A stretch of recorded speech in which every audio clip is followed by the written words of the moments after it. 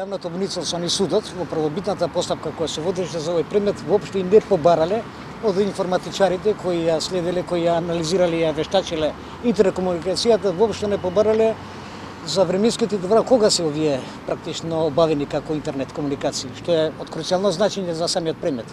Значи може да се работи, се збориме хипотетички, за материјали кои се од пред неколку години.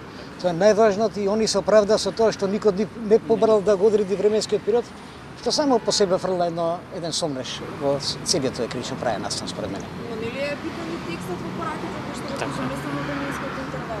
Како текст ние сме убедени, тоа ќе се воспостави во текот на постапката дека нема ништо што ги инкриминира овие обвинети кои се обвинети за ова кривично дело. Значи апсолутно ни еден збор, ни една реченица не ги инкриминира.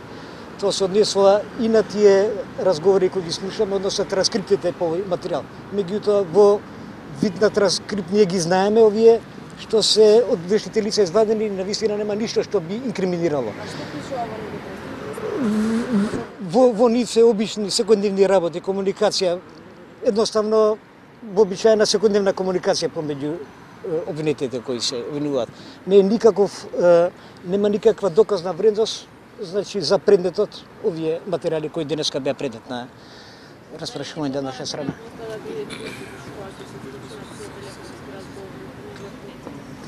Да, јавноста ќе биде присутна, кога беше присутна и за загрозениот сведок, по некоја аналогија зашто не би била присутна и при изведување на овие докази. Самиот факт дека се одземени повеќе лаптопи и компјутери, можеби се работи за стотина, укажува на тоа дека јавното обвинителство за организиран криминал, зборам за обвинителството кој беше оваа постапка, идело на квантитет на докази колку да се добие впечаток дека имат некакви докази. Тоа станува се повеќе и повеќе евидентно.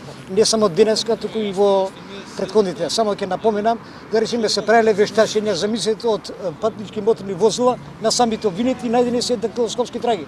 Тоа е многу нормално дека од возилото собствено дека некој ќе има своји траги.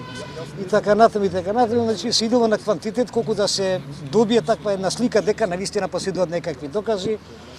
Можам се сигурно затврдам дека никакви докази нема, ниту може да има, бидејќи објавените и него сториле во кривично дело.